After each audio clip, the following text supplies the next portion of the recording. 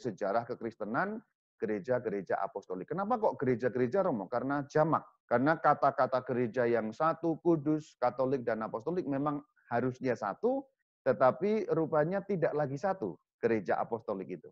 Kemudian pada perkembangan selanjutnya, gereja non-Efesian itu punya nama sendiri, namanya gereja Asiria. Sampai hari ini masih ada.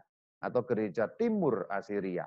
Yang non-Kalsedonian itu punya nama, sekarang disebut dengan nama Gereja Ortodoks Oriental. Pusatnya ada di Alexandria, Iskandariah di negara Mesir. Pemimpin gerejanya juga disebut Paus. Jangan kagetan sekali lagi.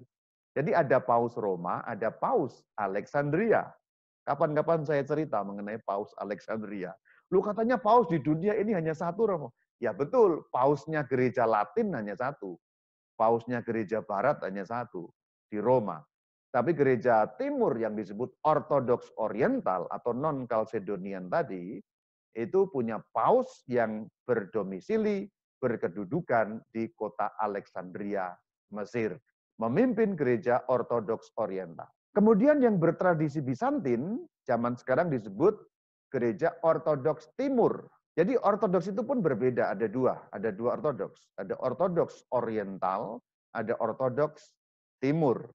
Kalau ortodoks oriental pusatnya di Mesir, yaitu di Alexandria, ortodoks timur pusatnya di Konstantinopel atau di Istanbul zaman sekarang. Apakah ini juga punya paus? Enggak punya kalau ini. Mereka punya patriark. Nah, kemudian gereja barat yang bertradisi Latin tadi itu disebut gereja Katolik. Jadi gereja Katolik itu salah satu dari 4 gereja yang apostolik. Kita bukan satu-satunya loh ya. Bahwa kita berasal dari awal mulanya itu betul. Tapi Ortodoks Timur juga berasal dari awal mulanya. Ortodoks Oriental juga dari awal mulanya. Gereja Asiria juga dari awal mulanya. Jadi kalau kita mau sebut zaman sekarang, mana gereja yang apostolik itu? Ya ada 4 ini. Katolik itu apostolik juga, Ortodoks Timur itu juga apostolik, Ortodoks Oriental itu juga apostolik, Asiria itu juga apostolik. Jadi kita berbagi apostolisitas. Apostolisitas itu apa, Romo? Yes, gampangnya nyambung mata rantainya ke zaman para rasul. Gereja Katolik nyambung ke zaman para rasul enggak, Romo? Nyambung. Ortodoks Timur nyambung, Ortodoks Oriental nyambung juga, Asiria nyambung. Jadi kita share bersama satu iman, satu Tuhan, satu baptisan.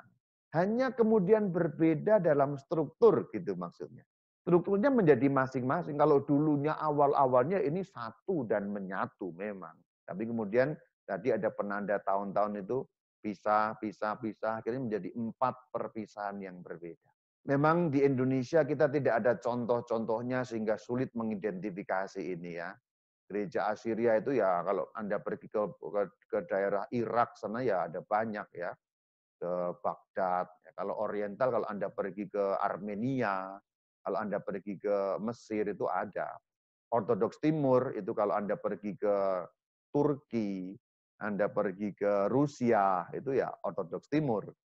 Nah, yang kita kenal gereja Katolik atau gereja Latin. Tradisi Latin juga yang kita kenal.